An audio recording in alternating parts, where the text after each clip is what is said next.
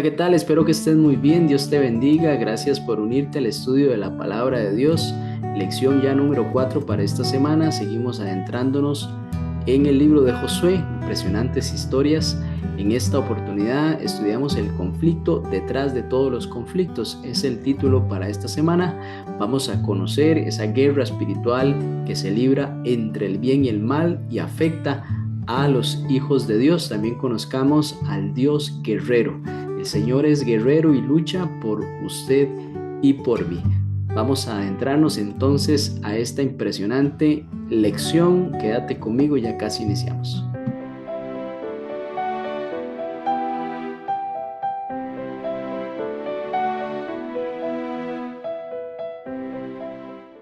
Bien, gracias por acompañarme. Iniciemos con una oración. Padre Santo, Dios Todopoderoso, muchas gracias por permitirnos estudiar nuevamente tu palabra, Señor. Queremos conocer mejor a Cristo.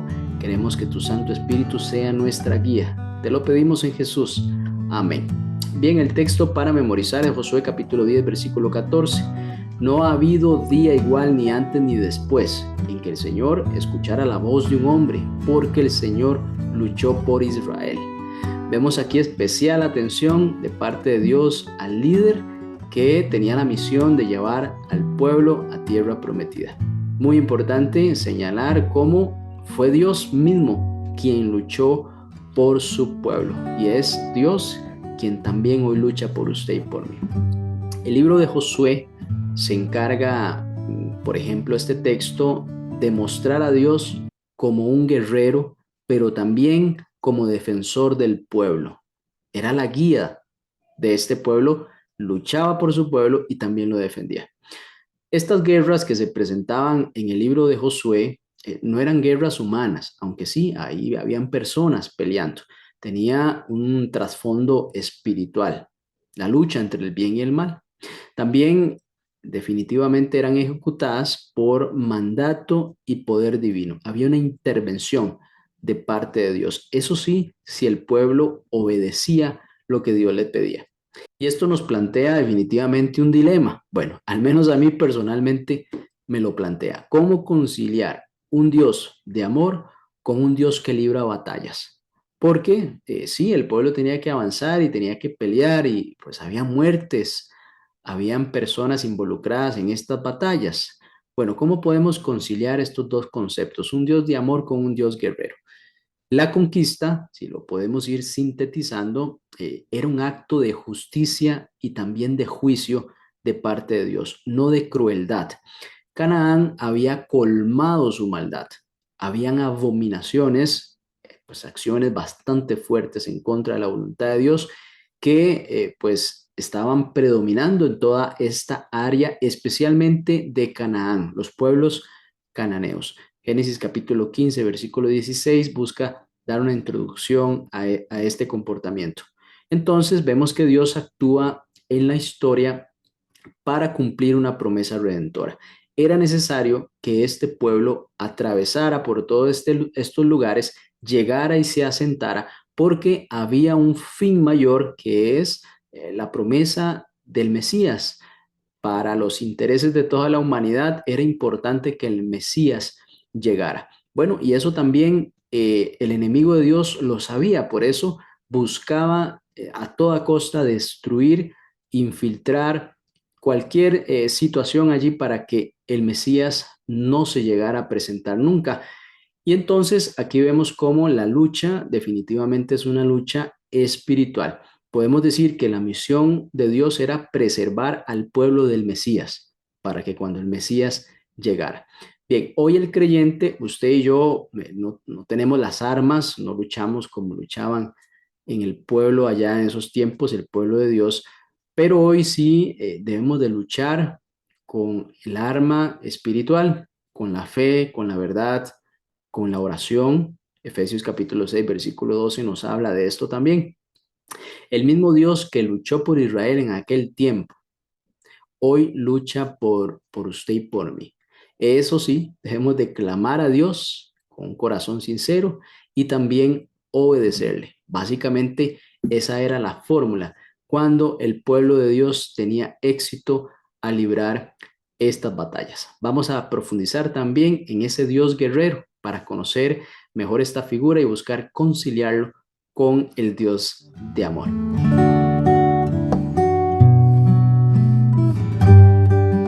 Bien, vamos a conocer a el comandante de los ejércitos del Señor, según Josué capítulo 5, versículos 13 al 15.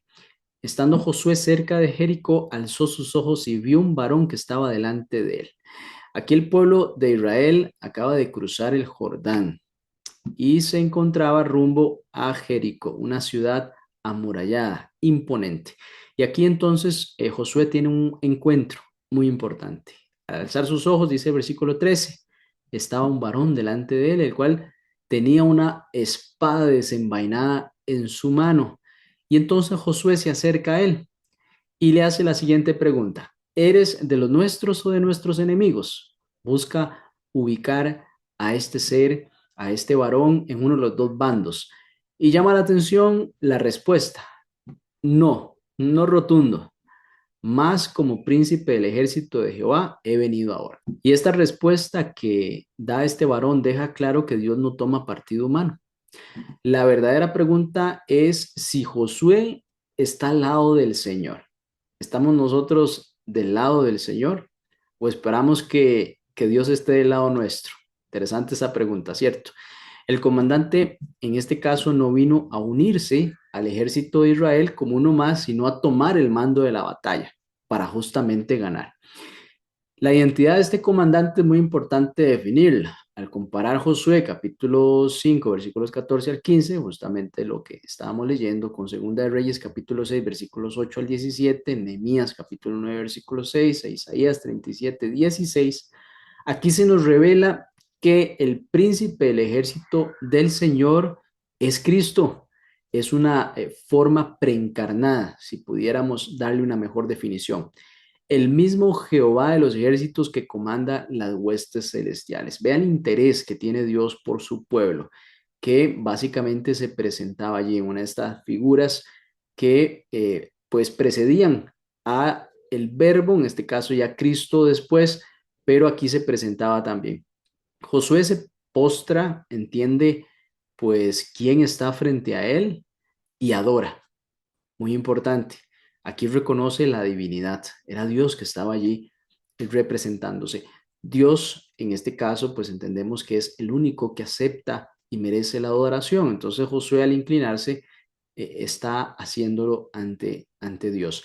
El ejército del Señor, es muy importante esta definición.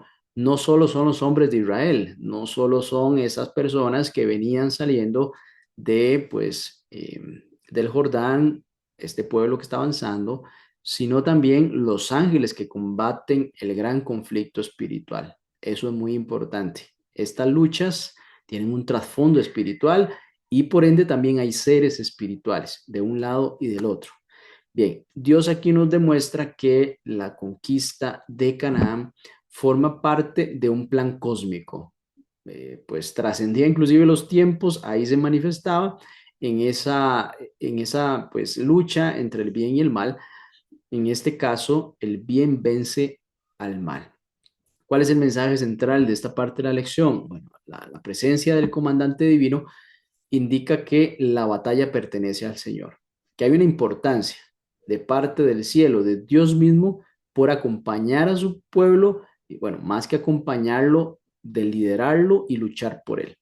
Josué entonces aquí, pues lo más sensato, espiritualmente hablando y humanamente hablando, era rendir el control y seguir entonces las órdenes de este comandante, porque la victoria no dependía entonces de estrategias humanas. Realmente era imposible humanamente hablando ir a ganar a esa ciudad, sino que esta batalla dependía del poder celestial. La victoria se iba a obtener si se dependía de Dios.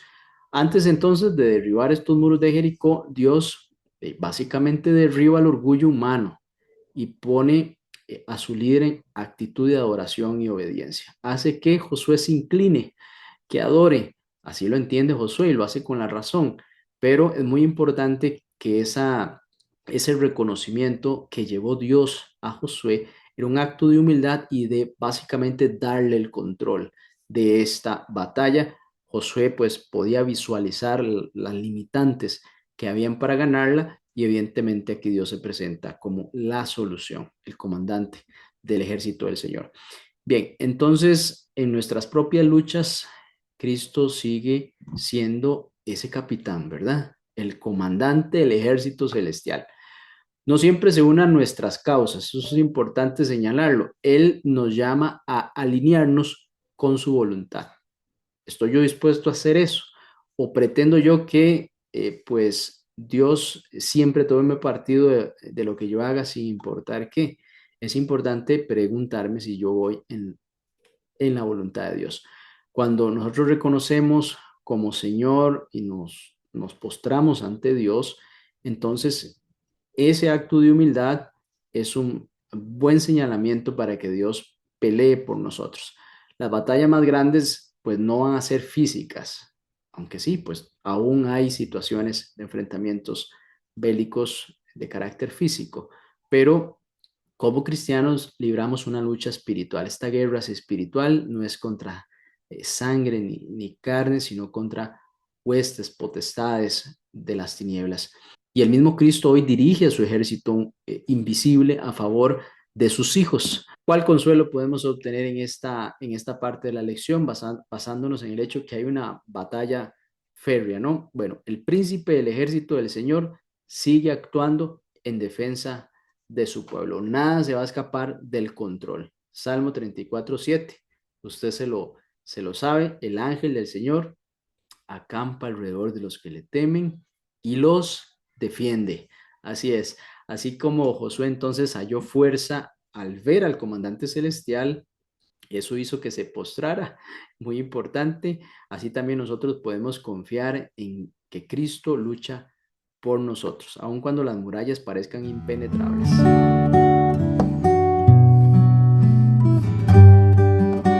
Hubo una gran guerra en el cielo. Hoy se traduce en una lucha espiritual entre el bien y el mal. Apocalipsis capítulo 12, versículo 7 al 9, habla de esa lucha. Y antes de que existiera el pecado en la tierra, una rebelión sucedió ahí en el cielo. Así es. Dios había creado seres libres, capaces de amar, de elegir. El libre albedrío es una característica del gobierno de Dios.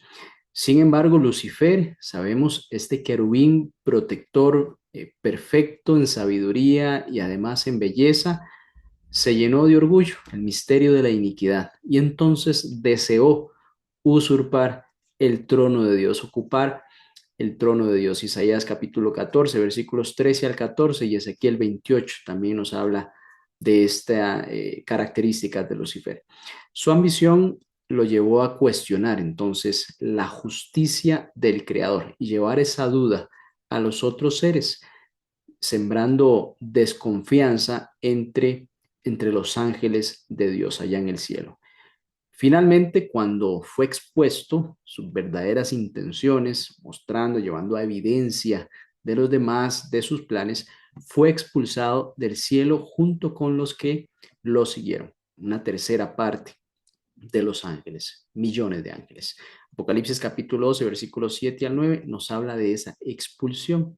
Y aunque Isaías menciona el rey de Babilonia y en Ezequiel se menciona al rey de Tiro, los textos van más allá que simples líderes humanos, que reyes que pues pasaron ahí en el tiempo. A ellos se les describe como si hubiesen estado en el Edén, una característica que jamás un ser humano pudo haber tenido después de Adán y Eva. Inclusive dice que era cercano al trono de Dios, lo cual, pues, volvemos a decir, no se aplica a ningún ser humano. Estos personajes representan el espíritu de Lucifer porque hay orgullo, autoexaltación y rebelión contra el Creador. Así, los reinos humanos se convierten entonces en símbolos de la lucha espiritual que comenzó en el cielo y continúa en la tierra. Es decir, a estos personajes, que fueron reyes, uno de Babilonia y otro de Tiro, básicamente la Biblia los toma como símbolo de eso que sucedió especialmente en este ser Lucifer. por su orgullo, por su autoexaltación y por querer usurpar a Dios. Y según Daniel capítulo 10, versículos 12 al 14, seres celestiales intervienen en los asuntos de las naciones.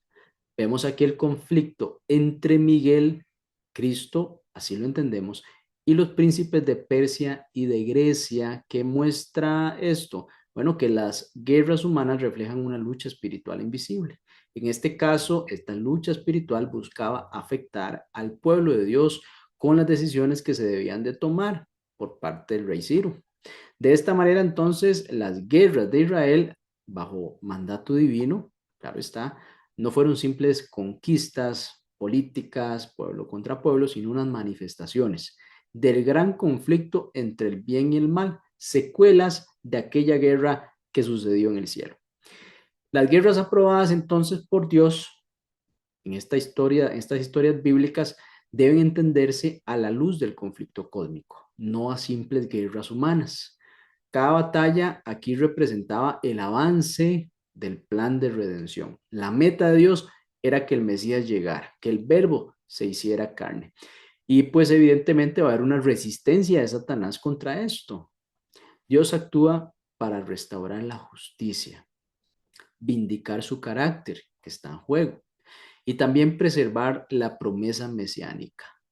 Es muy importante ver esa insistencia de parte de Dios para que esto se llegue a manifestar. La guerra entre Cristo y Satanás todavía hoy continúa y cada creyente forma parte de este conflicto, queramos o no. Lo vemos en la corrupción moral, la injusticia, el odio, la mentira del mundo, pero también en las luchas interiores, orgullo, egoísmo, incredulidad, también desánimo. Sin embargo, tenemos esperanza. Apocalipsis capítulo 12, versículo 7 dice, Miguel y sus ángeles lucharon contra el dragón. Y Juan capítulo 16, versículo 33 dice, Cristo ya venció y en él tenemos la victoria final. Así que este conflicto cósmico no es una metáfora, es una realidad espiritual activa. Usted y yo la vivimos en nuestro día a día, pero la batalla le pertenece al Señor y su victoria en nuestras vidas, si aceptamos a Cristo, está asegurada. Romanos capítulo 16, versículo 20 dice, el Dios de paz aplastará pronto a Satanás bajo vuestros pies.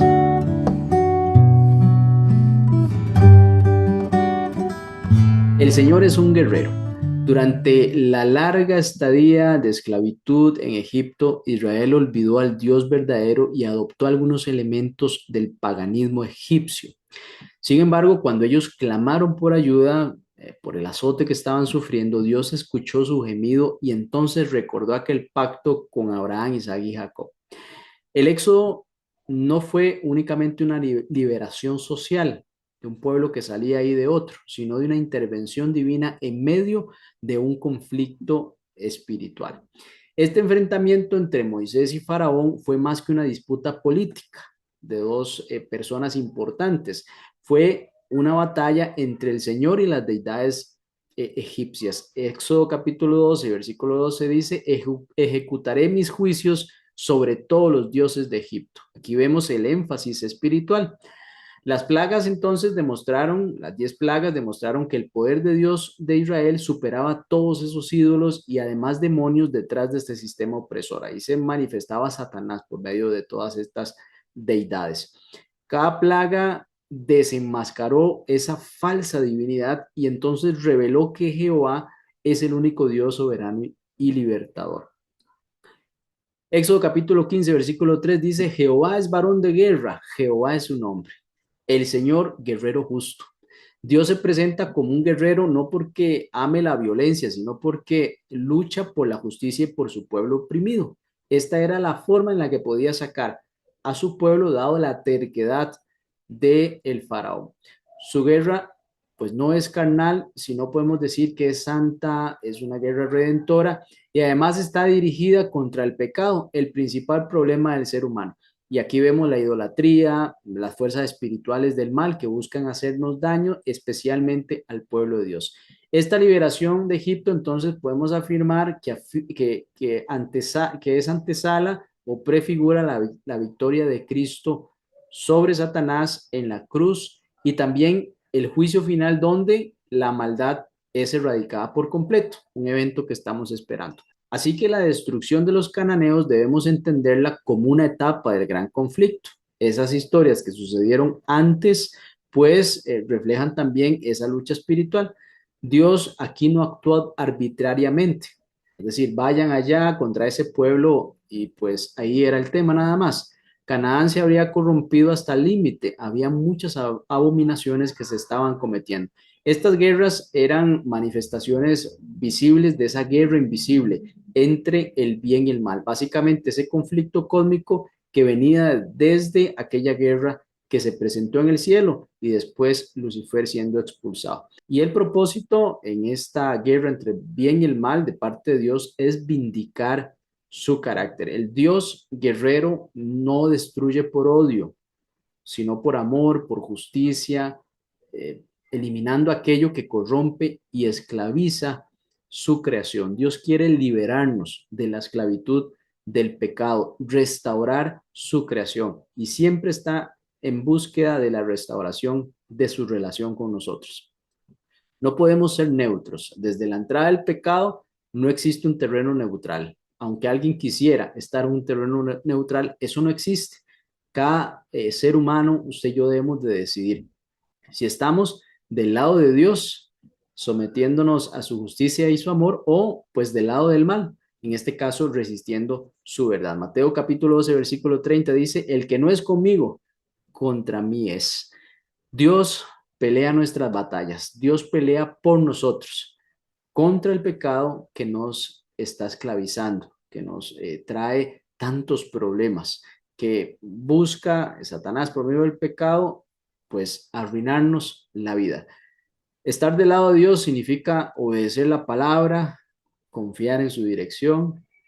Cristo es el guerrero victorioso, venció en la cruz y hoy nos llama a compartir esa victoria.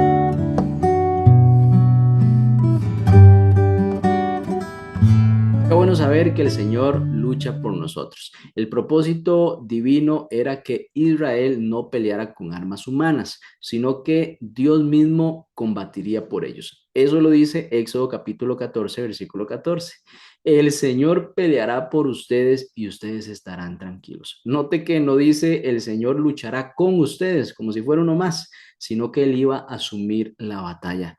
En el Mar Rojo sabemos cómo Israel estaba atrapado entre el ejército egipcio y también las aguas de este mar. Humanamente, pues no había salida, era imposible. Sin embargo, vemos cómo Dios intervino y venció sin que el pueblo de Israel levantara siquiera una espada. Los mismos egipcios reconocieron esto. En el versículo 25 dice, huyamos de delante de Israel porque el Señor pelea por ellos.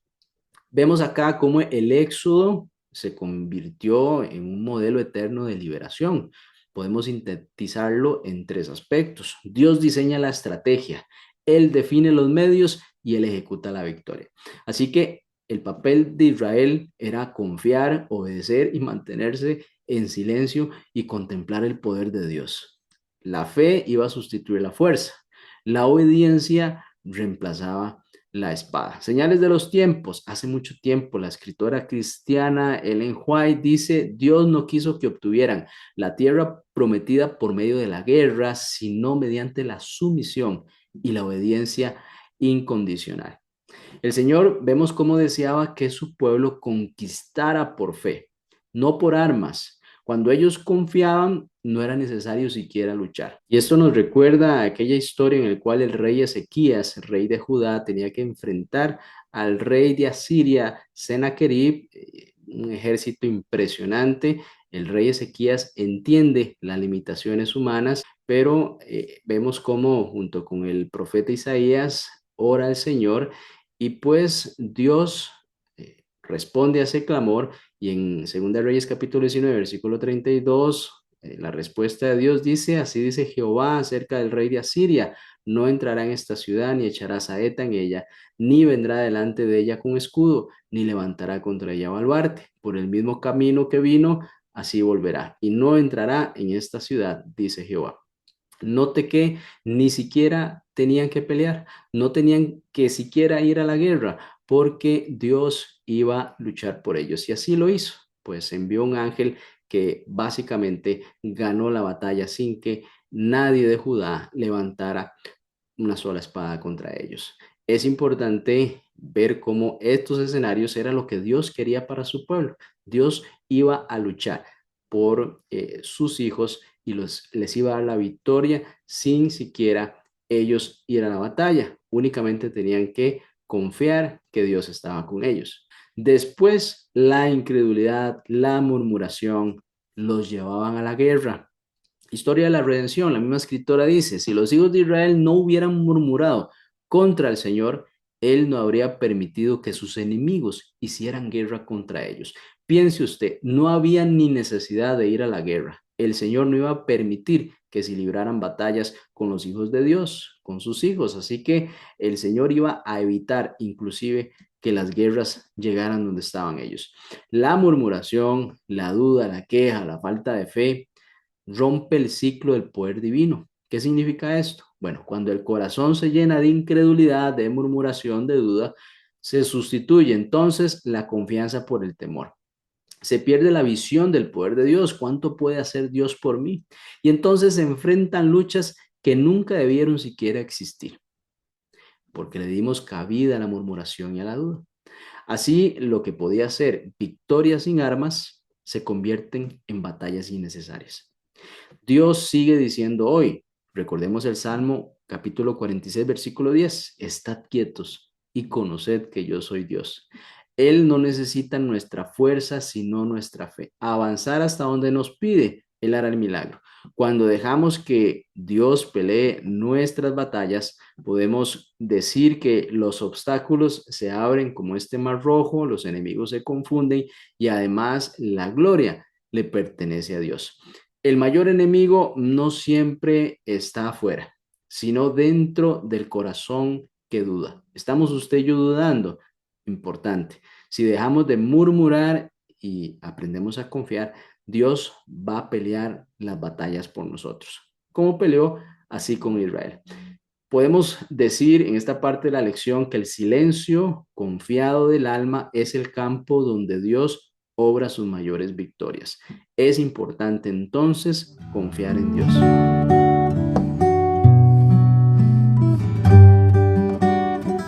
Hay dos momentos importantes de lucha en el pueblo de Israel. Éxodo capítulo 17 nos muestra cómo Israel pelea contra Amalek, su primer enemigo allí en el Éxodo. Y en Josué capítulo 6, Israel enfrenta a Jericó, que es el primer enemigo al entrar a Canaán. Estos dos relatos son batallas decisivas en este pues, proceso de entrar a la tierra prometida, pero tienen algunas circunstancias que son distintas. Ambos episodios muestran que la victoria depende totalmente de la intervención divina. Esta parte la tenemos clara, no de la fuerza militar, no de pues, lo que pudieran hacer los hombres.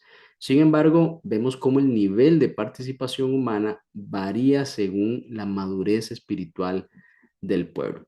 Como hemos dicho, el propósito original de Dios era que Israel no tuviera siquiera que guerrear.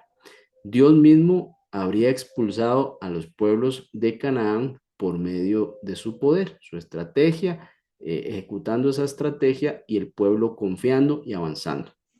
Pero si le incluimos la murmuración y la incredulidad, según Éxodo capítulo 17, versículo 3, esa relación se quebró, una relación de confianza fue afectada.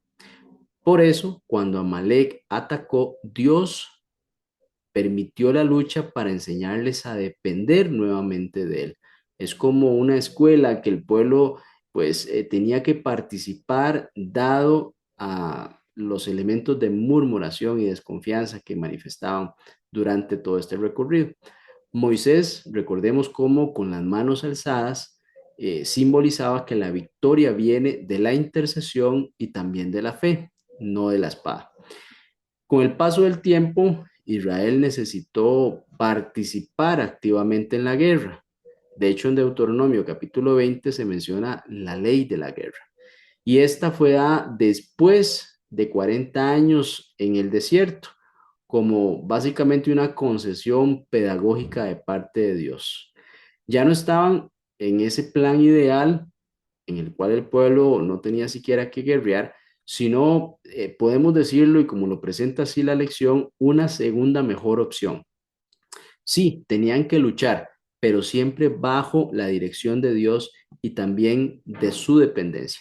Vemos cómo Dios desciende al nivel espiritual del pueblo sin abandonar su propósito original, básicamente que es enseñar fe mediante la experiencia. Retomando el escenario de Jericó en Josué capítulo 6, las murallas caen por acción directa de Dios. No vemos al pueblo con armas o buscando botar físicamente esos muros.